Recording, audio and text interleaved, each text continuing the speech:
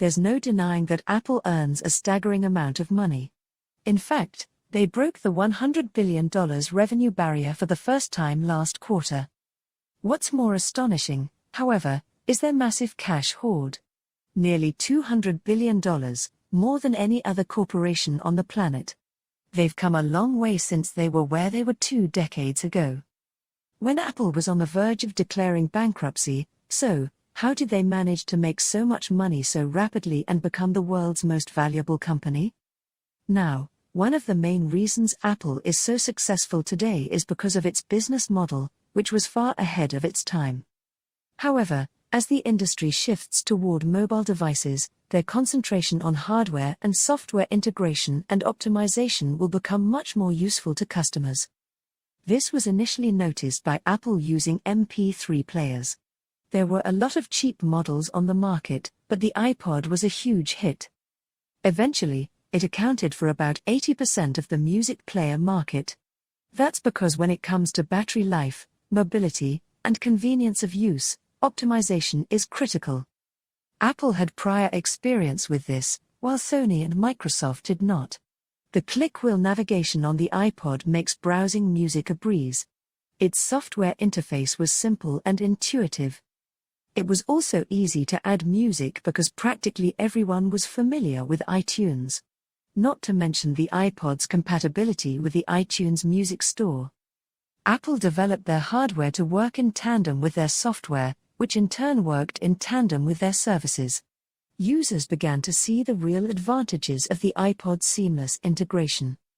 That is why, despite the fact that there were cheaper options, they were willing to pay a premium for the equipment.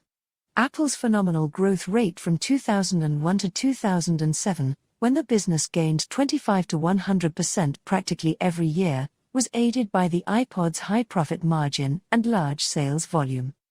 This was the start of Apple's most successful period, and they were in a unique position to do what no other tech company could: create an ecosystem in which every product was a smash hit. This was critical to Apple's rapid expansion. They couldn't simply create new products that sold well, as the Macintosh did at first.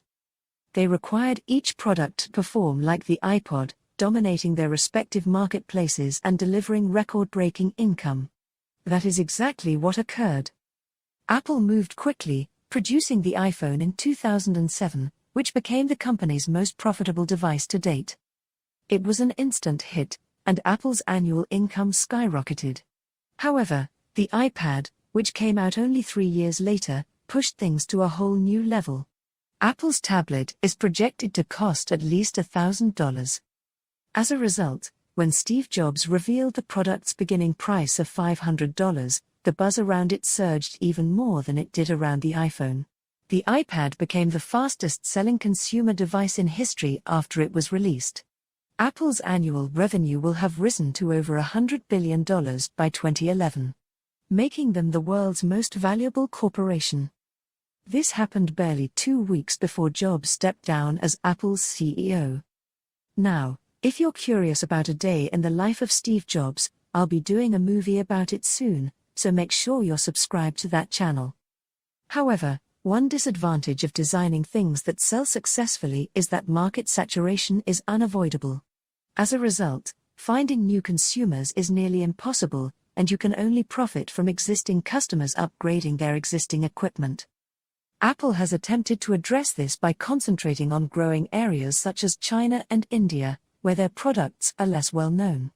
However, due to the price sensitivity of certain countries, Apple product sales did not improve as expected. To increase revenue, a fresh strategy was required. As a result, Apple chose 2 approaches. The first was to raise the prices of practically all of their products. The majority of these occurred in 2018. When the base price of the iPhone and iPad climbed by $50, the Apple Watch increased by $70, the Mac Mini increased by $300, and the MacBook Air increased by $200. Because the manufacturing costs of these products remained substantially unchanged, these price increases were pure profit for Apple. Second, Apple concentrated on expanding their service business, allowing them to profit from their existing customer base through regular monthly payments. As a result, Apple TV Plus, Apple Arcade, Apple News Plus, and Apple Fitness Plus were created. These services were also extremely profitable because their expenses were constant regardless of the number of people that signed up.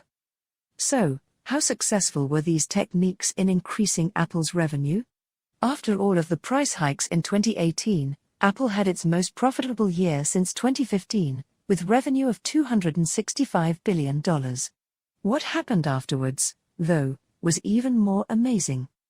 Apple is beginning to push out numerous subscription services to its existing subscribers over the next 2 years.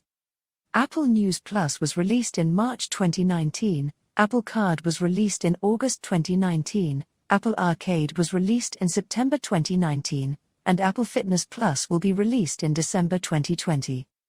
The company's revenue grew even faster as a result of the rush of new services. In 2020, a new annual record of over $274 billion will be set. But probably the most striking aspect of Apple's revenue is that almost none of it comes from selling user data to ads.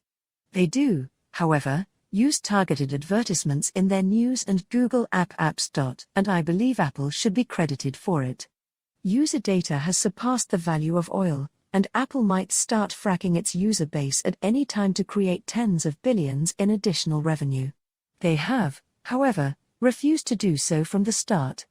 Recognizing that companies have a unique opportunity to charge more for their products by delivering a superior experience and treating their users with dignity by appropriately handling their personal data. And thus far, that strategy has proven to be the most profitable, given Apple's position as the world's most valuable tech business, capable of selling a large volume of high-margin products.